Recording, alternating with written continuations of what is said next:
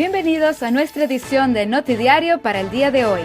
Fin de semana de fiesta, terminando Semana Santa, ha registrado otro muerto en tráfico de 10 fallecidos en total durante este año.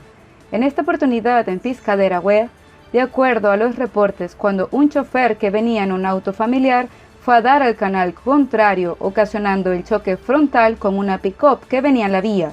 Cuando la policía llegó, lamentablemente solo fue a constatar que el mismo ya había fallecido. Aún se encuentra en investigación lo ocurrido, pero una vez más el llamado es a tener prudencia y a seguir las instrucciones, como por ejemplo el uso del cinturón de seguridad.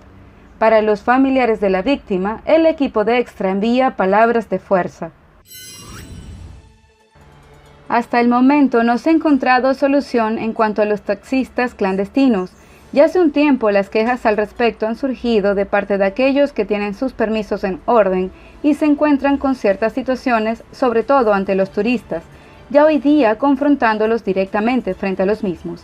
Tal fue la situación recientemente en Mambo Beach, al encontrar que unos estacionaron sus vehículos con tranquilidad sin importar su ilegalidad, ofreciendo sus servicios de una manera abierta y directa, por lo que uno de los taxistas registrados abordó al turista exponiendo los riesgos que puede atravesar al viajar en un taxi que no posee documentos o permisos para ello.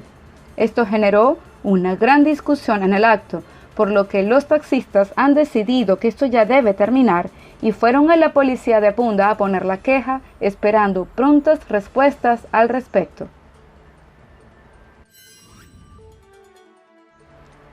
Luego de diversas investigaciones, finalmente recibieron su veredicto dos haitianos acusados por el asesinato de Odicio Rosa en el mes de septiembre del año 2021, del cual, dicen testigos, les robaba frutas y vegetales de una plantación en donde trabajaban. Aún se desconoce la forma real en que falleció la víctima, ya que fue lanzado a un pozo, pero previo a ello también tenía impacto de golpe en su cabeza.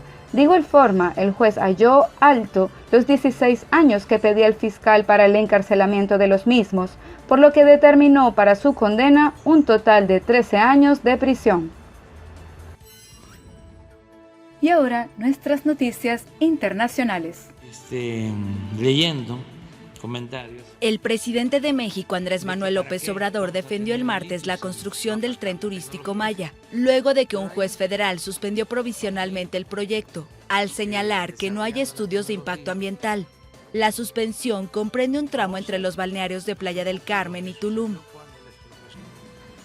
Hay, con propósitos políticos, no ambientalistas, una campaña en contra del Tren Maya.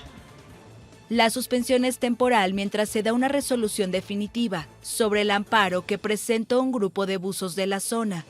El tramo en cuestión está envuelto en la polémica, pues originalmente recorrería un paso elevado sobre la carretera entre Playa del Carmen y Tulum, en el estado de Quintana Roo, pero luego fue modificado y ahora se proyecta que pase a ras de tierra por una zona selvática.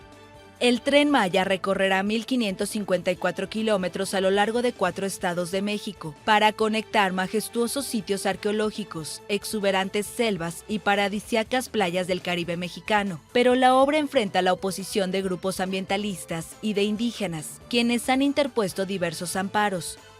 Pero, pues es lo que está sucediendo en el país, es la lucha de dos proyectos distintos, contrapuestos de nación. López Obrador ha dicho que espera que el Tren Maya empiece a operar a finales de 2023.